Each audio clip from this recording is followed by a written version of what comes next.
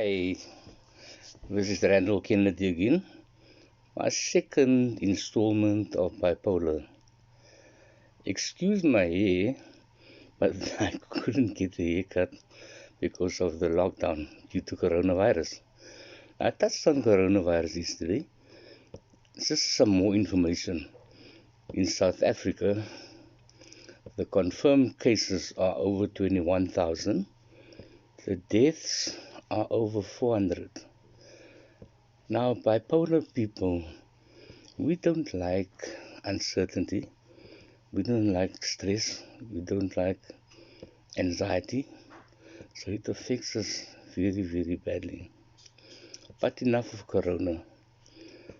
Suffice it to say that there is a school of thought amongst pastors, reverends, the knowledgeable people in the religion that the coronavirus has actually been sent by God to clean up the earth, to prepare it more for Jesus to make his return.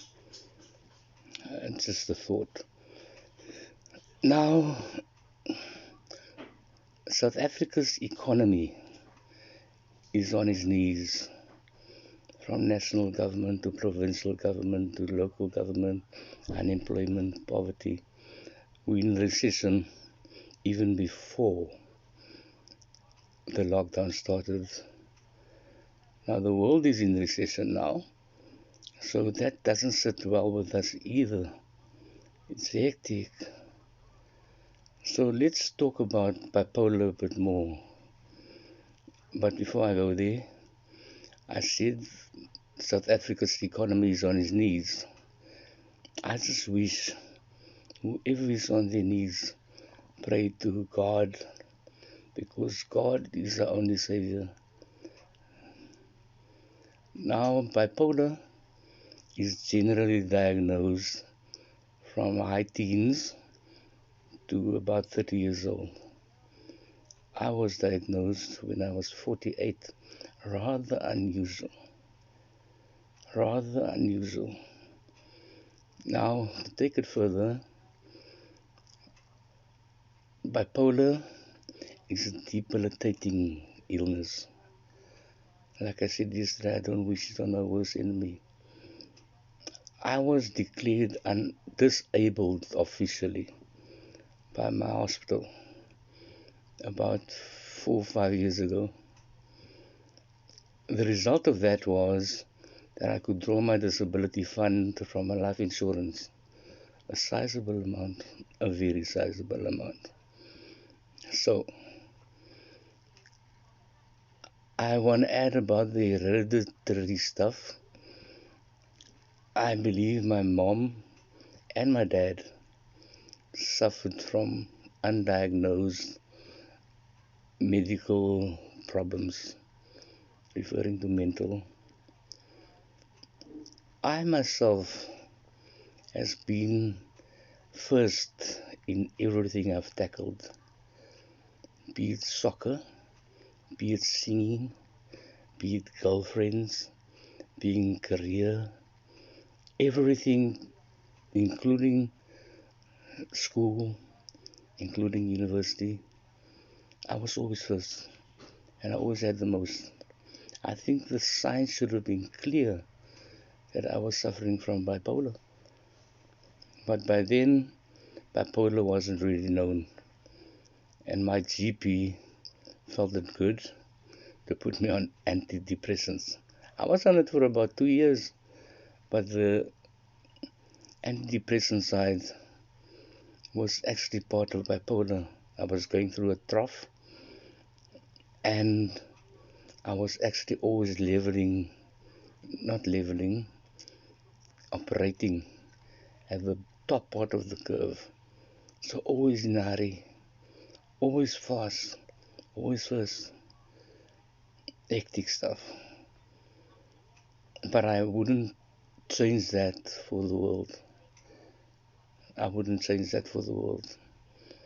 Now, I was diagnosed officially at a private hospital 12 years ago. Two psychiatrists one psychologist. I had no debate about it. I first fought with the diagnosis, then I fought again with the medication.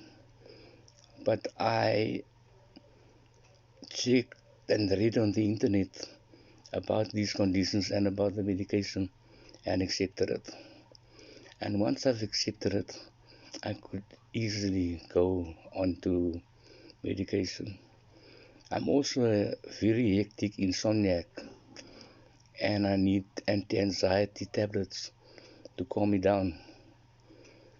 So I'm on this cocktail of 4 different mental illness drugs, together with anti-anxiety and together with a very strong sleeping tablet.